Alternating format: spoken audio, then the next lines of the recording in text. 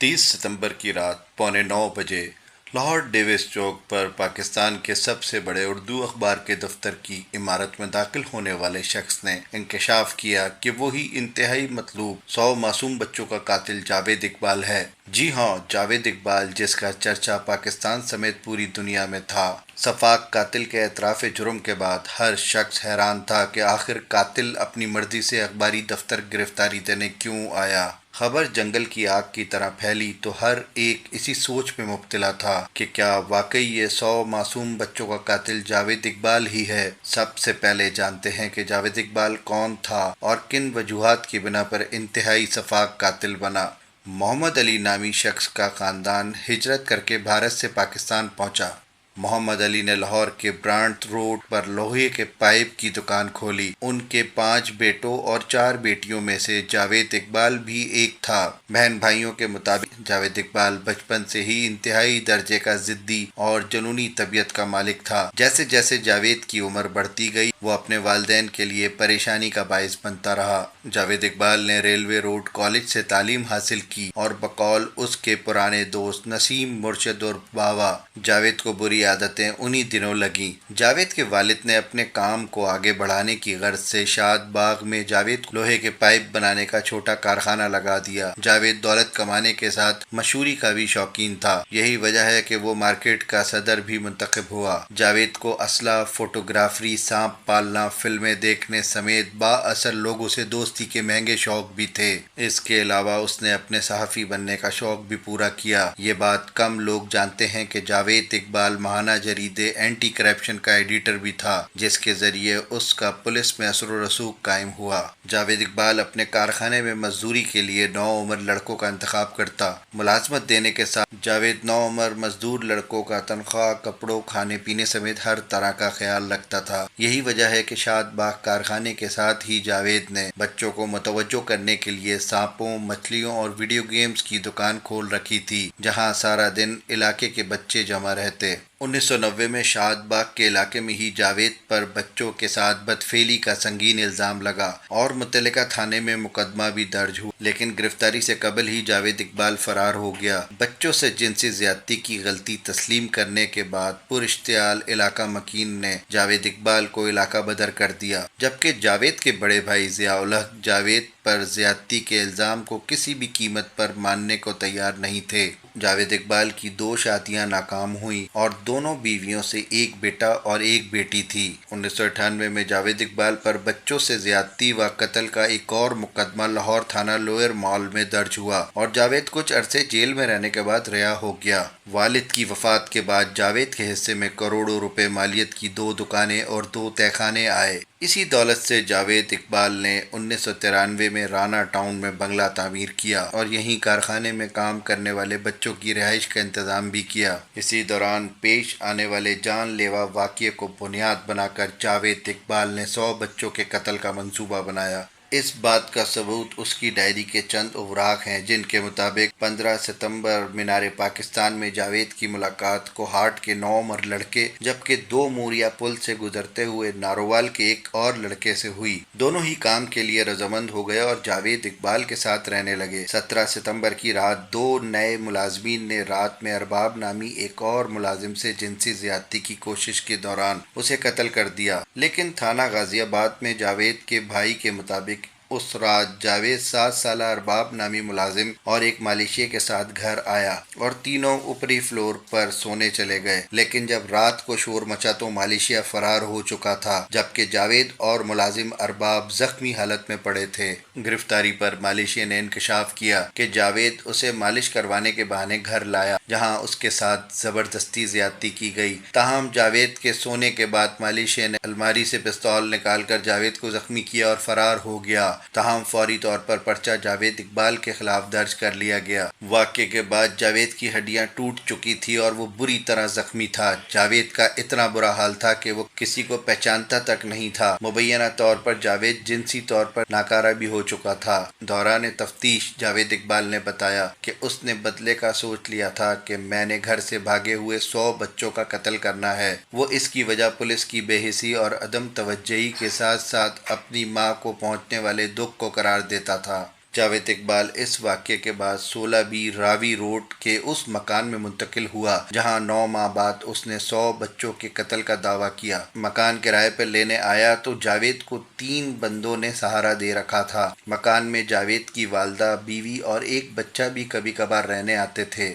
یہ وہ وقت تھا جب جاوید کے معاشی حالات مکمل طور پر خراب ہو چکے تھے۔ نہ کوئی کارخانہ بچا تھا، نہ کوئی دکان۔ یہی وہ وقت تھا جب جاوید اقبال نے 100 بچوں کے قتل کے ارادے کو عملی جامہ پہنانا شروع کیا۔ بچوں کے قتل کے سلسلے کا آغاز 20 جون 1999 کو ہوا اور 26 جولائی کو اس کی والدہ کے انتقال کے بعد اس میں تیزی آتی گئی۔ آخری قتل 13 نومبر کو کیا گیا۔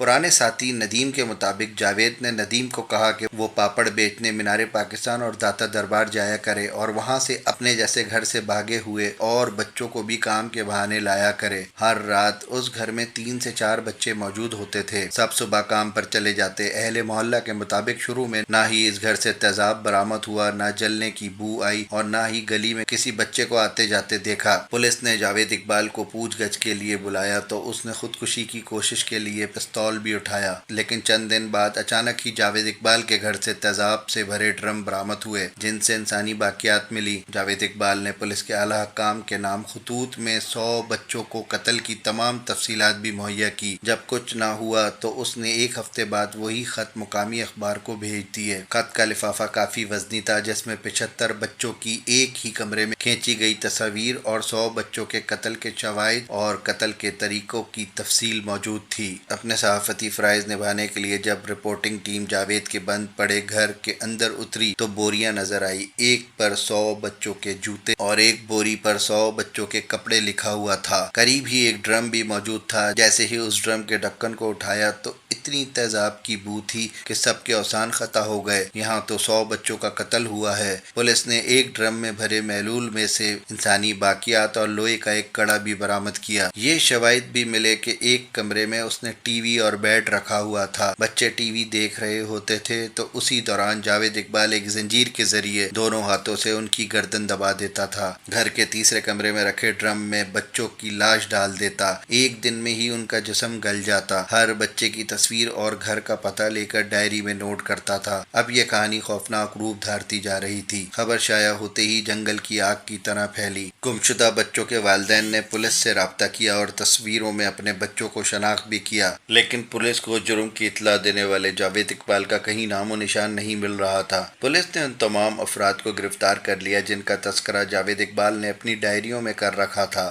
بالآخر تھانہ راوی روڈ عاشق مارٹ کی مدیت میں 2 دسمبر 1999 کو جاوید اقبال اور دیگر کے خلاف 100 بچوں کے قتل اور بدفعلی کے الزامات کے تحت مقدمہ نمبر 316/99 درج ہوا، جس میں پاکستان پینل کوڈ کی مختلف دفعات بشمول 302، 201، 377 جبکہ حدود آرڈیننس کی دفعات 7 اور 12 شامل کی گئیں۔ خود پر جان لیوا حملے کی وجہ سے قریب المرگ ہو جانا اور اس کے غم میں اس کی بوڑھی ماں کی موت کے بعد جاوید نے تہیہ کر لیا تھا کہ ان بچوں کی وجہ سے اس کی ماں مری ہے تو وہ بھی 100 بچوں کی ماں کو رلائے گا۔ اس نے صرف 100 بچوں کو مارنے کا عہد کر کے اپنا ٹارگٹ پورا کیا۔ انٹرویو کے دوران اخبار کے دفتر کے باہر لوگوں کا حجم غفیر تھا۔ اسی دوران پولیس اور سیکورٹی ادارے بھی وہاں پہنچ چکے تھے۔ انٹرویو ختم ہوتے ہی جاوید اقبال کو گرفتار کر لیا گیا۔ 8 فروری 2000 کو پولیس نے کیس کی تفتیش مکمل کر مرکزی ملزم جاوید اقبال کے علاوہ شہزاد عرف گڈو عرف ساجد، محمد ندیم عرف دیمی، محمد صابر کو ملزم ثابت کرتے ہوئے چالان مقامی عدالت میں جمع کرا دیا۔ عدالت نے ملزمان پر 17 فروری 2000 کو فرد جرم عائد کی تو ملزمان نے صحت جرم سے ہی انکار کر دیا۔ جاوید اقبال یو ٹرن لے چکا تھا۔ جاوید اقبال نے دعویٰ کیا کہ اس نے ایک جھوٹی کہانی گھڑی تھی جس کا مقصد پولیس سسٹم میں خرابیوں کی نشاندہی کرنا